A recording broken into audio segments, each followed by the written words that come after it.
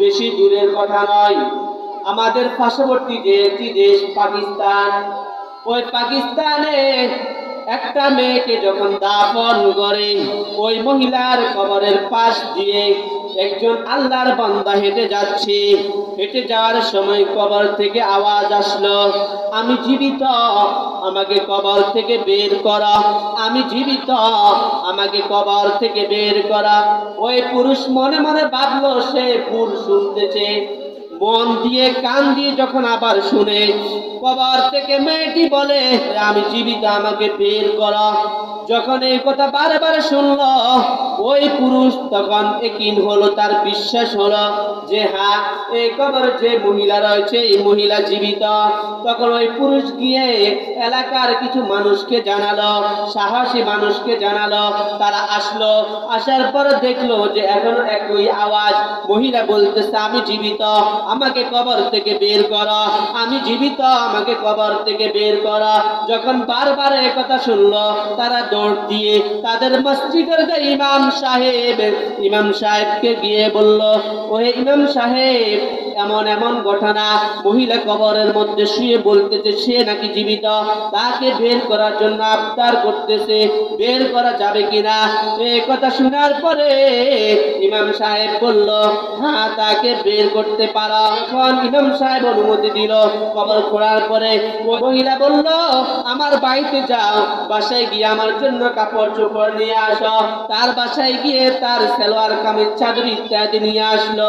আসার পরে সেই মহিলা এগুলা পড়লো, ভালোভাবে পর্দা করে নিল। পর্দা করে কবর থেকে বের হয়ে মানুষের সামনে আর দাঁড়ায়নি, এক দৌড়ে ওই মহিলা তার নিজের ঘরে যে রুমের মধ্যে থাকতো ওই রুমের মধ্যে চলে গেল। দরজার যে শিকড় সেটা আটকিয়ে দিল। আটকিয়ে দেওয়ার পরে সকল মানুষ যখন ওই জায়গায় গেল মহিলাকে দেখার জন্য, মহিলা বলল না না, তোমরা আমাকে দেখতে পারবা না, দেখলে তোমাদের কলিজা উল্টে যাবে, তোমরা হয়তো এখানে হার্ট অ্যাটাক করে মরে যাবে। এই কথা শুনিয়া কিছু পুরুষ তৈরি হয়ে গেল, না আমরা তোমাকে দেখব। ওই মহিলা বলল তাহলে সাহসী কয়েকজন যুবক, কয়েকজন পুরুষ ভিতরে আসো। যখন ভিতরে গেল, ভিতরে যাওয়ার পরে দরজাটা আবার আটকিয়ে দিল। সে মহিলা যখন তার মাথার থেকে অন্য অথবা চাদরটা সরানোর সাথে সাথে দেখলো মাথার মধ্যে একটা চুলও নেই। জিজ্ঞাসা করলো তুমি জীবিত, তোমার মাথার চুলগুলা কোথায়? ওই মহিলা বলল আমার মাথার চুলগুলা আল্লাহর ফেরেশতারা টানিয়ে টানিয়ে উঠিয়ে ফেললো। আমার এই চুলগুলা আগে উঠানোর পরে প্রতিটা চুল একটা করে সাপ হয়ে আমাকে দংশন করলো। এইভাবে আমাকে আমার প্রতিটি চুল দংশন করলো। ফেরেশতা আমাকে বলল যে তুমি যে দুনিয়াতে মাথা খোলা রাখিয়া পর পুরুষের সামনে হাঁটতে, তোমার চুলগুলা দেখাইতে, যার কারণে তোমার এই শাস্তি।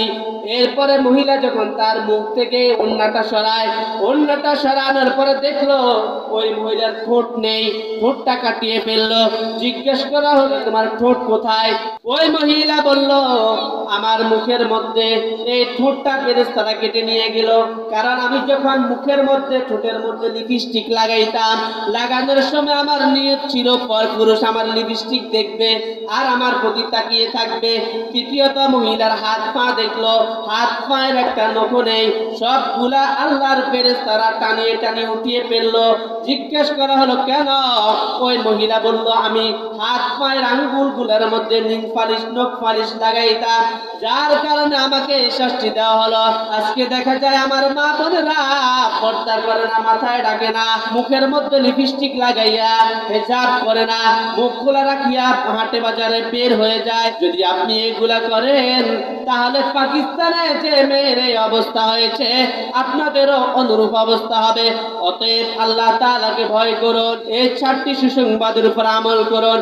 রাসূল বললেন ওই মহিলা বেহেশতে প্রবেশ করবে যে মহিলা সময় মতো 5 ওয়াক্ত নামাজ পড়বে, এবং যে মহিলা রমজানের রোজা রাখবে, এবং যে মহিলা তার লজ্জাস্থানের হেফাজত করবে, এবং যে মহিলা তার স্বামীকে মুহাব্বত করবে, সে জান্নাতের 8টি দরজার যে কোনো দরজা দিয়ে প্রবেশ করতে পারবে। অতএব রাসূলের এই হাদিসটি মেনে চলুন, আল্লাহর বিধান পর্দাটা করার চেষ্টা করুন। আল্লাহ পাক আমাদের সবাইকে আমল করার মতো তৌফিক দান করুন। সকলে বলি আমিন। ওয়া মা তাওফীকি ইল্লা বিল্লাহ। আসসালামু আলাইকুম ওয়া রাহমাতুল্লাহ।